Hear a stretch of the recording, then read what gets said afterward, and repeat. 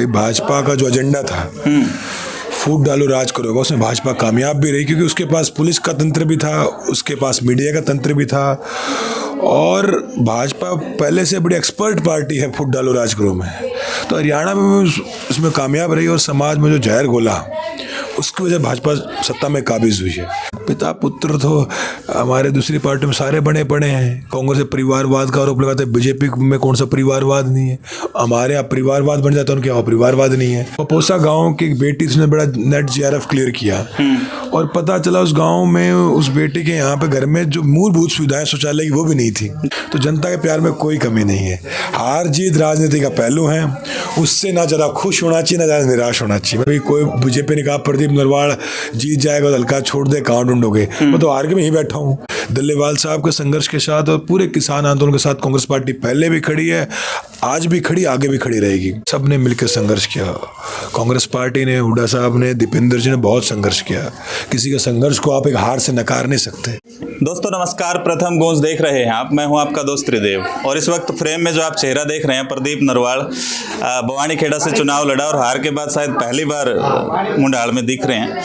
कुछ एक सवालात हैं, जवाब जान लेते हैं और बात कर लेते हैं। नमस्कार। नमस्कार भाई, कैसे हो? बिल्कुल बढ़िया। नए साल की बधाई हो। आपको भी हार्दिक बधाई हो। अच्छा, क्या कुछ आयोजन था? आज मुंडाल में घूम रहे हैं। कुछ नहीं, अपने के सुख दुख में शामिल होने आए हैं। हमारे यहाँ पे कई एक दूसरे मौत हो गई थी, वहाँ बैठने आए थे और अपनों से मिलने जुलने आए हैं। इसी सिलसिले में ताई मिलेगी, ताई का आशीर्वाद लेने आ गए, भाइयों से मिलने आ गए। तो चुनाव के बाद में हर तरह के लोगों के विचार हैं, तो सबसे साझा करने, दुख सुख में शामिल होने, तो अपने बीच में पहुंचे हैं बस। और तो क्या, कोई राजनीतिक मंशा तो नहीं इसके पीछे। प्रदीप जी, जैसे ही आप टिकट लेके आए थे ना, एकदम से बहुत जबरदस्त माहौल था। मतलब कोई सोच नहीं रहा था कि प्रदीप हार सकते हैं। कारण क्या रहे? मंथन आपने किया होगा। ये पूरे राज्य में कहीं ना कहीं कास्ट पोलराइजेशन भी था। भाई भाजपा का जो एजेंडा था फूट डालो राज करो, उसमें भाजपा कामयाब भी रही क्योंकि उसके पास पुलिस का तंत्र भी था, उसके पास मीडिया का तंत्र भी था और भाजपा पहले से बड़ी एक्सपर्ट पार्टी है फूट डालो राज करो में। तो हरियाणा में उसमें कामयाब रही और समाज में जो जहर घोला उसकी वजह भाजपा सत्ता में काबिज हुई है। परंतु उसके बावजूद मैं एक बात कहना चाहता हूँ कि हरियाणा में 39.4% वोट कांग्रेस पार्टी को मिला है और भाजपा को सिर्फ 0.4% वोट हमसे ज़्यादा मिला है जी। और आज जनता ने हमें विपक्ष के रूप में चुना है। बवानीखेड़ा में परिसीमन के बाद आज तक का highest vote percent Congress party का है। पिछली बार 31% आया था, 14 में 24% आया था, 2009 में 31% आया था और इस बार हमारा लगभग 38.70% हमारा वोट बैंक आया है। पिछली बार से 8% वोट हमारा बढ़ा है।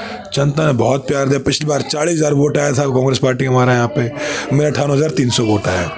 तो जनता के प्यार में कोई कमी नहीं है।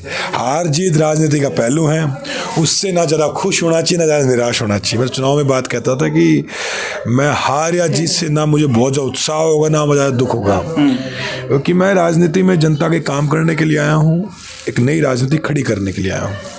तो उसी कड़ी में फिर से निकले हम लोग, नए लोगों को जोड़ेंगे, जो कमियां रही उसको भी ठीक करेंगे और हमारी जो महत्वपूर्ण लड़ाई है वो है दलित पिछड़े किसान को एक करने की। भाई हमारे गांव में जो गरीब व्यक्ति बैठे, किसी भी जाति बिरादरी को न्याय मिले। आज जिस तरह पपोसा गांव की एक बेटी उसने बड़ा नेट जीआरएफ क्लियर किया और पता चला उस गांव में उस बेटी के यहाँ पे घर में जो मूलभूत सुविधाएं शौचालय की वो भी नहीं थी जी। और ये सरकारों का काम है कि लोगों को मूलभूत सुविधाएं मिले। इससे पहले भी यहाँ भाजपा के विधायक से 15 साल से भाजपा जीत रही बवानीखेड़ा में, पर जनता के लिए कुछ काम होने चाहिए। हरियाणा में भाजपा सरकार तीसरी बार बनी है, पर जनता के लिए काम होने चाहिए।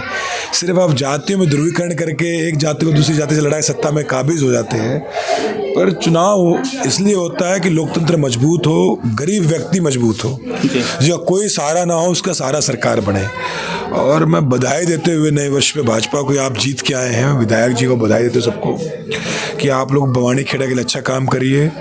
मुंडाल के लिए और पूरे हल्के के लिए भी मुंडाल गांव बैठे, गांव का जिक्र कर लेते हैं। हर गांव में अच्छी सड़कें बने, हर गांव में अच्छे स्कूल हों, गरीब का बेटा बेटी पढ़ पाए और कोई इसलिए पीछे ना रह जाए कि उसके पास पैसे नहीं है, संसाधन नहीं है। सबको समान अवसर मिले सरकार में, ये मैं चाहता हूँ और सरकार ये करेगी, ठीक है। वरना हम तो पुराने आंदोलनकारी फिर सड़कों पर उतरेंगे और आंदोलन करना क्योंकि कांग्रेस पार्टी आंदोलन से निकली पार्टी है। अंग्रेजों ने साल पे कई साल राज किया, 100 साल राज किया था, आपने फिर भी उनको उखाड़ के फिक्र सत्ता से, वो तो देश ही छोड़ गए थे।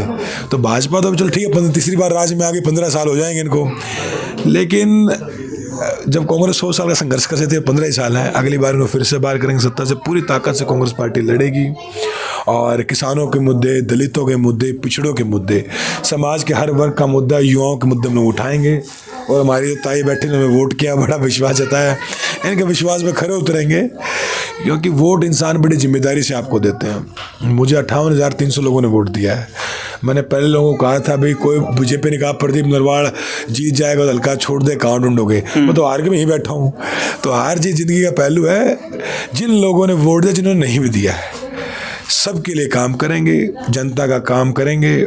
और मैं कभी जितने लोग, अब चलो चुनाव आज जीत का कुछ और होता है, लेकिन अब ये है कि कोई ये नहीं कह पाएगा कि हमने काम नहीं किया। हम विपक्ष की एक पर्याप्त भूमिका निभाएंगे, विपक्ष में बैठे हैं, जनादेश को मानेंगे और जनता के लिए काम करेंगे, यही मकसद है। प्रदीप जी, 2 मुद्दे बड़े गर्म हैं हरियाणा में। एक तो दलित की आपने बात की, तो एक दलित बेटी ने आत्महत्या की, वो मामला आपके संज्ञान में होगा।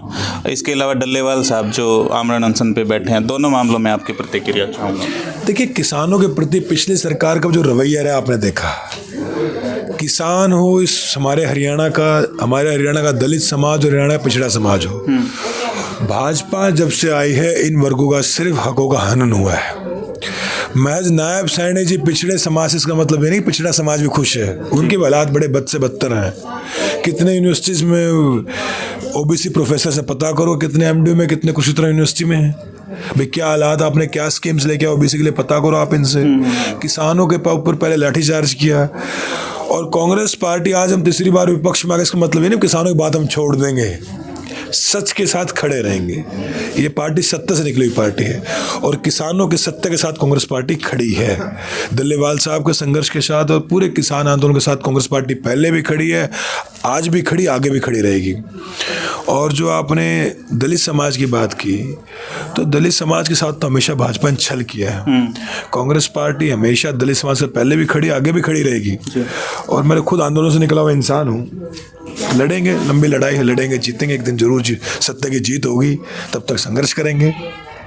दिल्ली चुनाव को लेकर क्या रणनीति है कांग्रेस की, क्या कुछ तैयारियां हैं? कांग्रेस पार्टी दिल्ली मजबूती चुनाव लड़ेगी और अभी हाल फिलहाल में चुनाव अनाउंस होने वाले, उसके बाद देखते हैं अगले महीने क्या रहेगा।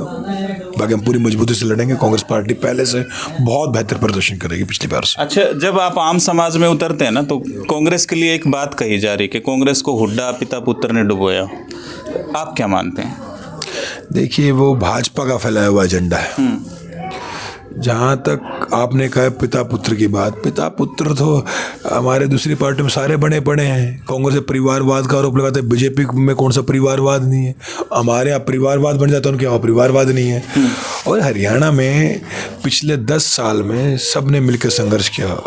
कांग्रेस पार्टी ने, हुड्डा साहब ने, दीपेंद्र जी ने बहुत संघर्ष किया। किसी के संघर्ष को आप एक हार से नकार नहीं सकते।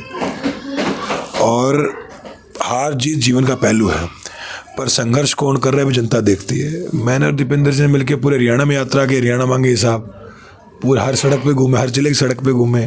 ठीक है, चुनाव नहीं जीते, अब कोई कुछ के भाजपा कुछ फैलाए। हमारे पास आज भी हम हरियाणा के मुकम्मल विपक्ष हैं, सिर्फ 2.4% से पीछे रहा सिर्फ वोटों में। और आगे भी हम पूरे मिलकर लड़ेंगे। कांग्रेस पार्टी फिर से खड़ी होगी। ठीक है, राजनीति में बुरा वक्त आता है, सही वक्त भी आता है, बुरा भी आता है। हार के बाद जो बौखलाया जाता है उसके चरित्र पे हमेशा सवाल निशान होता है। कांग्रेस पार्टी चरित्र की पार्टी है, आत्मविश्वास की पार्टी है। धीरे धीरे फिर से खड़े। और बीजेपी आपको घेरती है कि आप प्रदेश अध्यक्ष नहीं चुन पाए अब तक। हमारे हैं तो भांजी प्रदेश अध्यक्ष, खाली थोड़ा प्रदेश अध्यक्ष हमारा। अच्छा, चलिए, और कोई खास संदेश जो हमारे दर्शक देख रहे हैं? जब तक नए सीएलपी लीडर ने, तो सीएलपी लीडर आपने हुड्डा साहब भी कंटिन्यू कर रहे हैं उसमें, तो वो भी कोई खाली पोस्ट थोड़ा ना है भाई। वो रिपीट करें, आगे कोई बने आप वो रिपीट करें, चिट्ठी आए तो डिफेक्ट तो वही सीएलपी लीडर हैं, उसमें कोई वो थोड़ा ना है। और कोई खास संदेश? खास संदेश जनता के लिए, अपने लोग बीच में हम सब अच्छा लग रहा देख के, माताएं बहनें, मुझे तो बड़ा प्रेम मिला इस हल्के से और मैं खड़ा रहूँगा। मैं पहले भी कहा था भाई, चुनाव में जो भी नतीजा हो, मुझे बड़ा प्यार दिया, हल्के ने, पूरी जनता ने, युवाओं ने, बहनों ने, माताओं ने, सब ने बहुत प्यार दिया।